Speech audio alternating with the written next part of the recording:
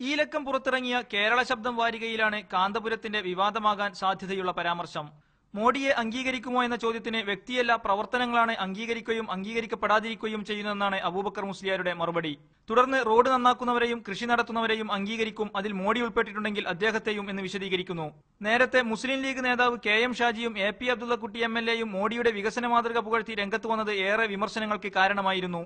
എന്നാൽ പ്രസ്താവന നടത്തിയവരുടെ വ്യക്തിപരമായ അഭിപ്രായമെന്ന് പറഞ്ഞ് വിവാദത്തിൽ നിന്ന് പിന്മാറാനാണ് അതാത് പാർട്ടികൾ ശ്രമിച്ചത്. കാന്തപുരമാവട്ടെ വ്യക്തിപരമല്ല സംഘടനയുടെ തന്നെ നിലപാടെന്ന നിലക്കാണ് അഭിപ്രായ പ്രകടനം നടത്തിയിരിക്കുന്നത്.